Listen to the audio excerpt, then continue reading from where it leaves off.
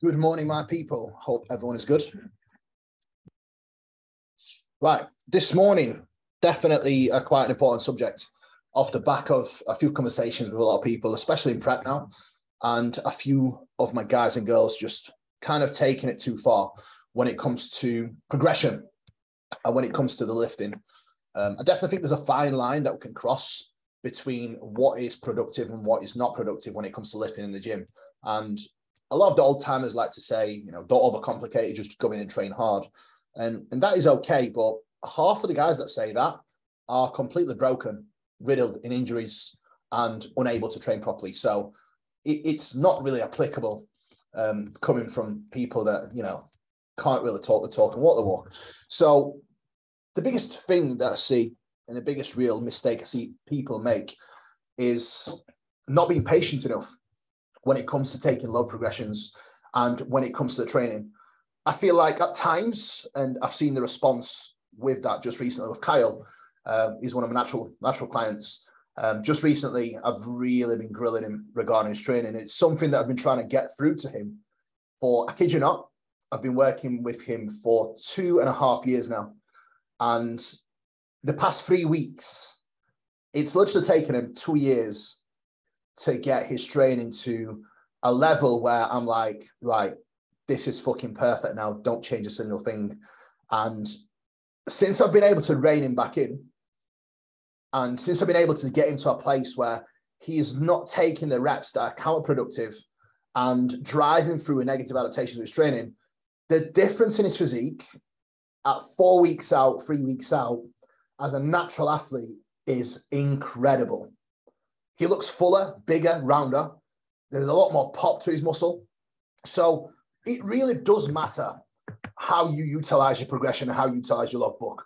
It is not just a numbers game, because the single biggest reason why logbooks has such a bad reputation amongst everyone and in the industry with people that don't have an understanding of it is simply because they're not really paying attention to the variables that we need to track when utilizing a logbook. So I think what we do need to get into is what the logbook is actually used for. It's a gauge of progression. However, we don't just track numbers. The biggest mistake you can do is just track numbers, the numbers that you lift. It's totally relevant to a degree what we actually lift in the gym. It's how we do it. And the conversation I have with people often is when you are in the gym and you are performing a certain lift, your goal should be to make that lift as hard as you physically can and create as much tension on the muscle as you physically can. Your goal should not be to lift maximum amount of load that you can. That is an objective for a powerlifter. We are bodybuilders. We are trying to create stimulus on the muscle. We're trying to create tension through the muscle. Therefore, you have to be mindful of what your goal is, and you have to be mindful of the quality of the repetition. So chase and measure quality of your reps. Chase perfection first before you actually chase progression in the logbook. Sometimes a means to progress your logbook is actually regressing your numbers and resetting your numbers because you're progressing stimulus. It's the name progressive overload should be changed to progressive stimulus because the goal is to try and progress the stimulus on the muscle. And it's endless ways that we are going to get into that actually cause this. It is not the numbers that you lift on the bar. It is how you lift them with the control and execution that goes along with that. So the first thing that you should really be measuring when it comes to utilizing your logbook and tracking progression is the quality of your lifts. That is the priority always. We do this through not only filming your sets, but we do this through standardizing our rep ranges, standardizing our execution, standardizing our depth, standardizing range of motion, and the tempo. When we actually utilize the tempo, it is not to cue being slow. Using tempo is to simply utilize a manner that will allow you to control the tension and control the lift. So we should never aim to be slow. We should always aim to be controlled. Every single person on this call will have a specific tempo that is outlined for certain lifts. And again, it may vary lift to lift, and it may change slightly lift to lift, but generally the main most important factor that needs to be tracked is definitely tempo and your control across your lifts. If you are sacrificing your time and attention in favor of more load, you will create less stimulus on the muscle. And that will actually lead to, in some cases, and I've seen it happen many times with people that I've trained with before, and a lot of clients, they start chasing these load progressions and they've actually gotten smaller, flatter, smaller. They start picking up injuries and niggles. The joints started to hurt because when you start doing that, you create much less stimulus on the muscle that you are trying to target. If the quality of the reps diminish for sake of more load, you are only putting more stress on connective tissue around it, not on the actual muscle. The goal is to train muscle, not joints. We are not powerlifters, so we do not train lifts, we train our muscles. Therefore, what we do in the gym has to reflect this. Simply chasing load with tempo, range of motion, slipping, leads to regression in musculature. I've seen it happen. I've done it myself in past. And this is where you have to be very honest and transparent with yourself. You have to sometimes call yourself out. I've called myself many times. Actually, just recently, I've called myself out on a few things that I know I can do better. And it will only make me a better athlete, and it will only lead to more results with less issues. And ever since I've been able to really zone in and actually utilize my logbook correctly, and it's taken me a long time to be able to do that, and taken me a lot of, swallowing a lot of pride as well, because I've always been, known for being one of the strongest guys in the gym. So as you can imagine, it's a bitter pill to swallow, especially when you're in the gym. Everyone's expecting certain lifts, and you have to reset that. However, doing that has been the best thing that could ever happen to me, because it's been the longest I've been able to stay injury-free. My connective tissue doesn't hurt. I've got no real niggles or problems, touch wood. Let's make sure that continues. But I think that is down to actually being able to utilize my logbook correctly. And I think if you can utilize and start tracking your progression correctly through your logbook and be patient with it, it is the single best tool you could have. And it is the best training partner you could have as well. It really is. Before I go into each session, I actually like to plan my lifts before I actually go into them. And generally, you'll know if you're able to perform them or not. That's something that you can use for yourself. However, the best way to really go is always go off feel and go off the repetitions that you do prior. And then you'll know what kind of progression you're able to take. And at times, you have to be honest with yourself, because sometimes, like I mentioned before, taking a progression means actually reducing the load and increasing your range of motion and improving your tempo. Again, remind yourself, it's not a case and it's not about lifting the load.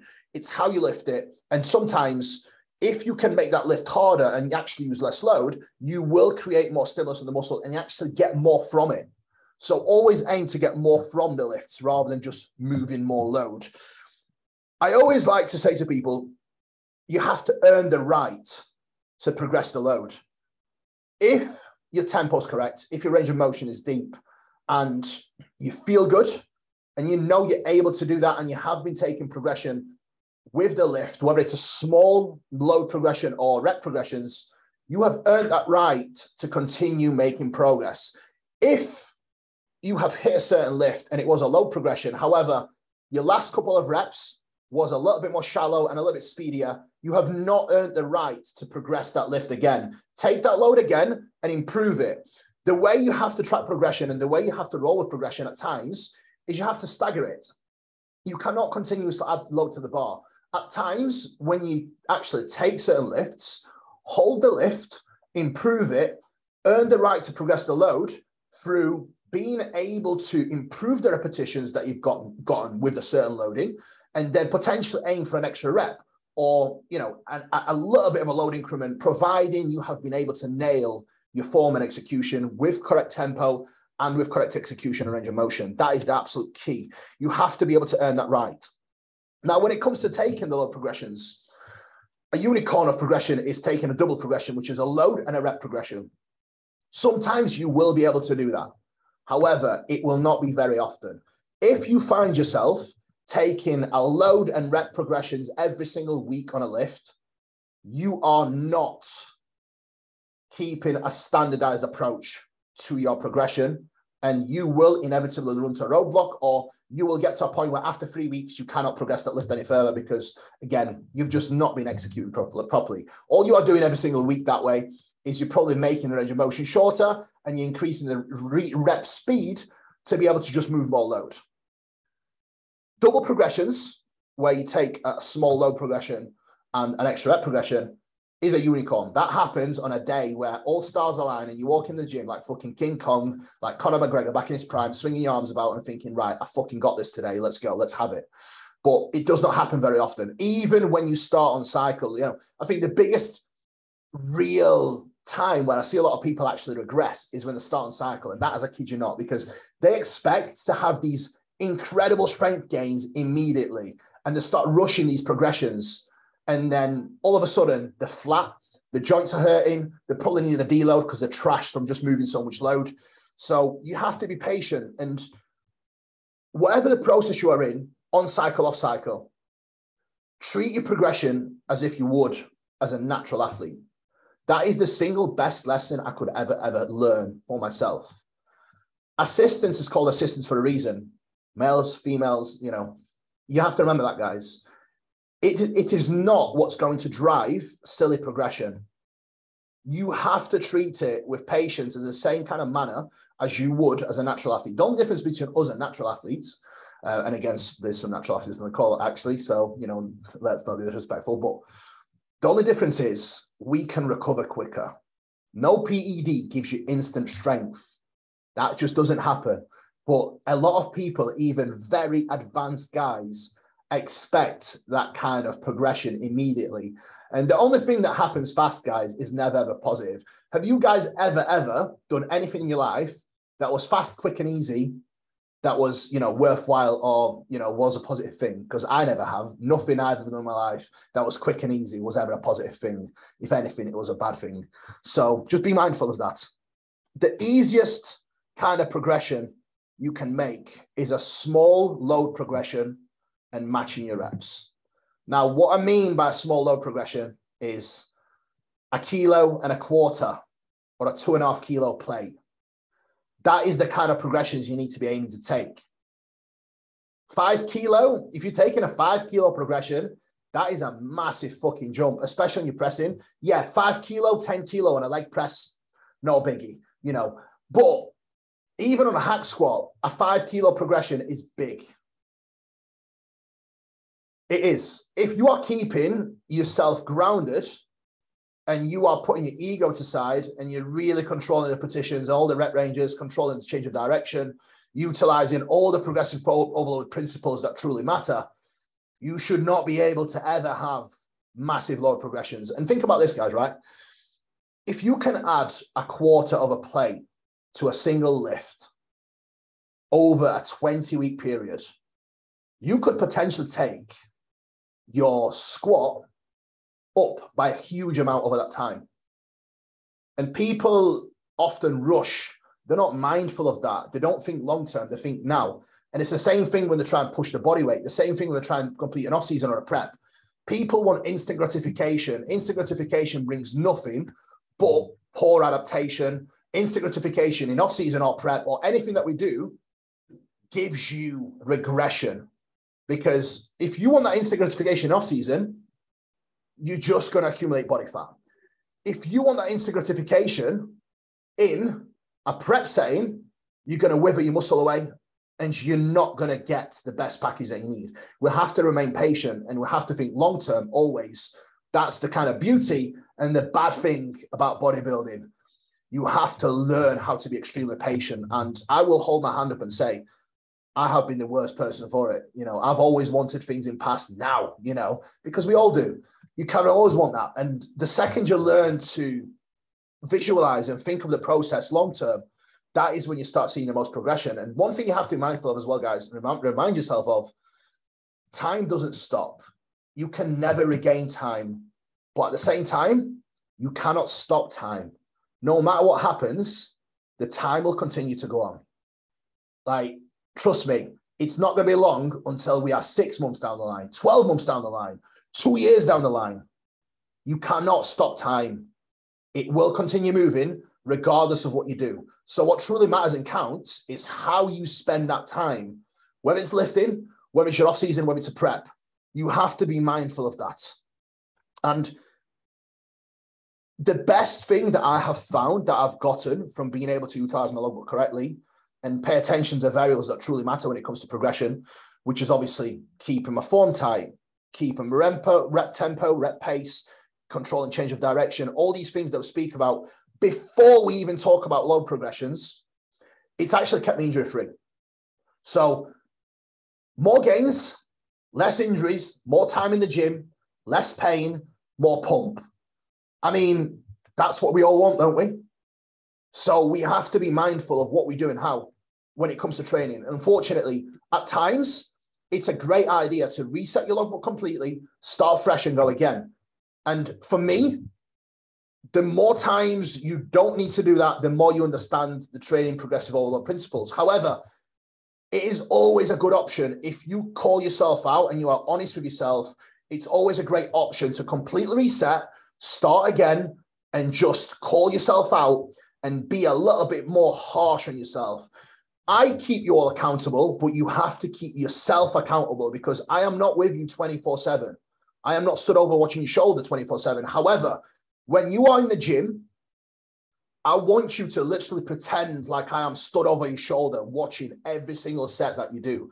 Because especially just recently, when I'm in the gym, I obviously speak to Jordan pretty much every day. And before my sessions, I always speak to him, a little conversation with him before. And I literally pretend like Jordan stood on top of me and watching my sets every single. That sounded a bit weird, but you get the drift, you know. You get the drift. That's what I literally pretend. If I know that someone who is incredibly, you know, honest with me is there, stood watching me, I know I will approach my sets a lot differently.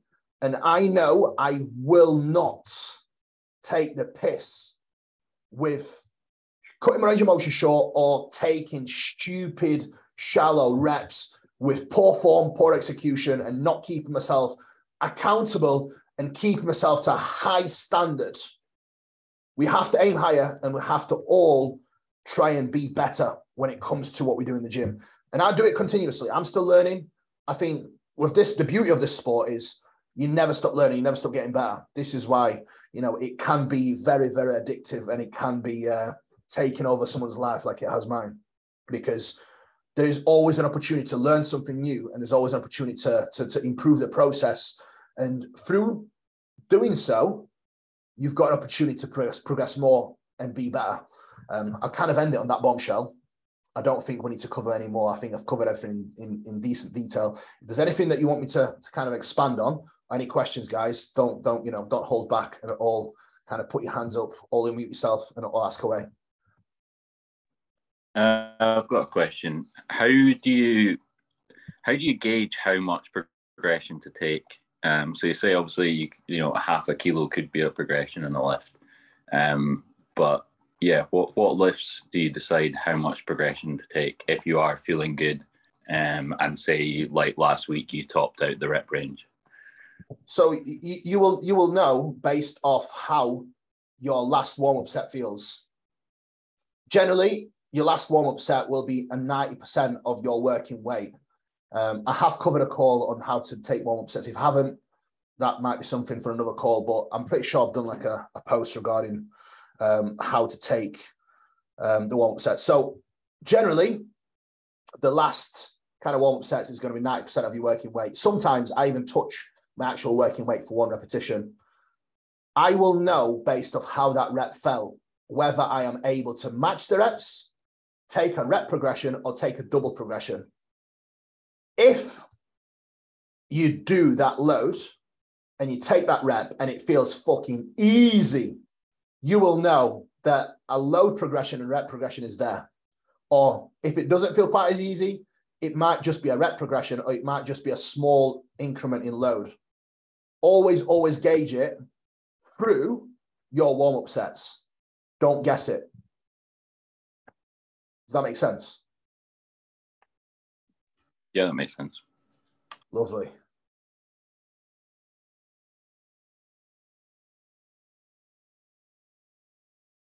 I'm not sure. Let me see if I've done like a warm-up set. Might be a topic for another call regarding the warm-up sets. And Hey up. So I knew I've done something about warm-up sets. I'm pretty sure I've done a post about it, but anyway, I've actually got some notes written down. So on the first exercise, I'd normally do, you know, depending what I'm starting with, right? If I'm starting with a press, that first exercise is going to be where majority of my warm-up sets is done. So that first exercise, it might be 4 to 5 warm-up sets, right? So first set is going to be incredibly light. It's going to be 10 to 12 reps. Second set, I take a load increment, 8 to 10 reps. Third set is going to be pretty much 50% of my top working weight for 4 repetitions. Fourth set is going to be like 75% for 1 to 2 repetitions. Fifth set is going to be a single or a double repper. And that would generally be 90% or, even 95% of my top working weight. And then once I've done that after that first exercise, because I don't chop and change my lifts, my skill acquisition towards my lift, this is why I don't believe in chopping, changing your lifts, because every single time you go into a new lift, you're having to relearn that movement pattern again. After that, I only need literally some exercises. I need like one touch, one feeder set. That feeder set after that would literally be 80, 90% of my working weight again for a double. And then I'll know based off that what I'm going to work with. If I feel like I need to take another, I will. But again, that's based off feel. And again, so once I'm warmed up, mate, I'm good to go. It will never be me taking or wasting energy on a second exercise doing 2 to 3 warm-up sets. You'll never see me doing that because you don't need to, unless you've got a new lift programmed in. Then maybe you need more warm-up sets. A skill acquisition is not quite there yet for you to be able to execute that movement correctly. So it just all depends. But the concept and the goal is to always build up to your top working weight with the least fatigue possible, being as safe as you physically can, so you can perform to the best of your ability.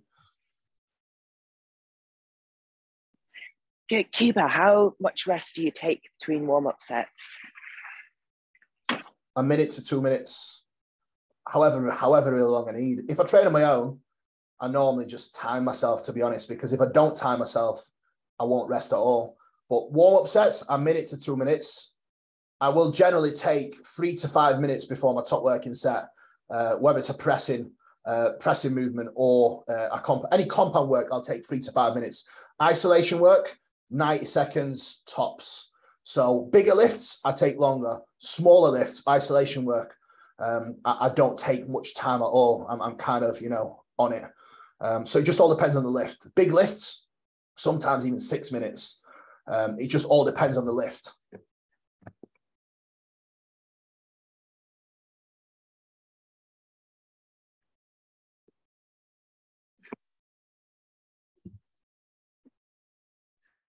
On those, say it was like a third exercise, and you say you do one, maybe 2 warm-up set, would you go straight to like 90% load for that warm-up set, or would you go on the third exercise? Generally, yeah, because I'm never going to be using any loads where on a third exercise I'd do anything below like 6 to 8 reps on the first set, even 8 reps. So to be honest, it would always be 90% of that load or 80, because third exercise in, there's never a possible way where I'd be doing a 6, anything below 8, to be honest, in 99% of cases. So I would literally go in, do a feeder, and then I'm fucking ready to go. Let's go.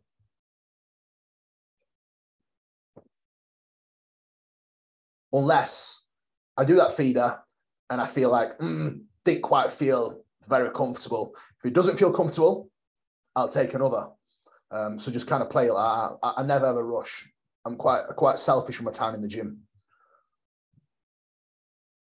And I think you all should be. It's your time in the gym, nobody else's. I've actually haven't been taking my phone on the gym floor whatsoever now for the past, I think, 10 weeks. And the difference is unbelievable. Focus and energy throughout the whole session is just, it's another level. And at the moment, I'm 5 weeks out, conditions really getting there. And I don't feel like I'm getting any dips in energy. And I feel like what does zap your energy is social media and this. It really does. So like my work phone, for example, where I've got all you guys, it doesn't have anything, no other app apart from WhatsApp. So that's it. And that doesn't really zap my energy. But what does zap my energy is all these fucking other apps. It really does. So I've shortened my time on the Instagram app now to an hour a day. And I don't do any longer than an hour now on it. And it's way better, yeah.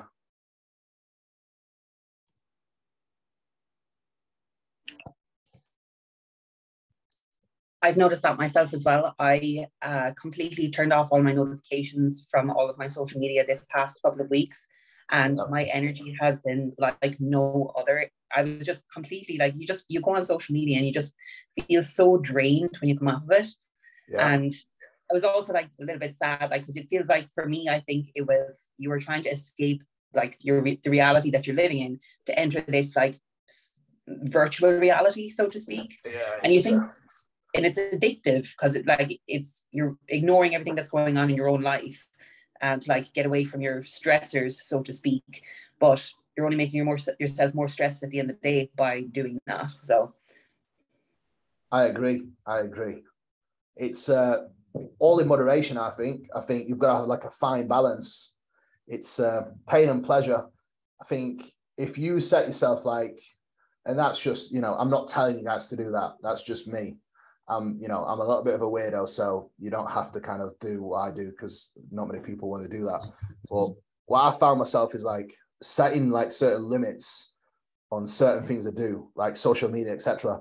It's like I get an hour a day on it, and trust me, it sounds like it's a long time, but in that 60 minutes, literally all it is, I look at the accounts that I want to look at a few stories, make a couple of posts, a couple of stories, and that is it.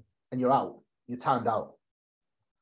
And the time that you get on it, it's actually enjoyable. It's not draining.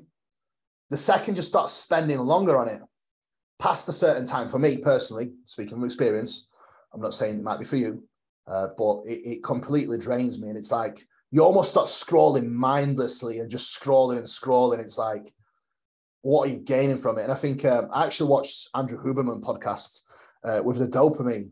And each time you do it, you actually get a dopamine kick. So what I found is like limiting my time on that. I'm getting the good stuff, but I'm not getting no bad stuff because I only have a certain amount of time that I let myself on it, which is, it's weird because it's like, when I spent longer on it, it made me feel like shit. But because I spend such small amount of time on it now, it's actually pretty decent. It's like, oh, it's actually cool this, when I've got certain times that I actually go on it. So, and I've actually set myself certain times where I specifically don't go on any social media apps. So I don't go on my Instagram now until I've completed all my work. So until my work is finished, I don't touch my social media apps. And that's the kind of focus I get in my head now. It's so much better.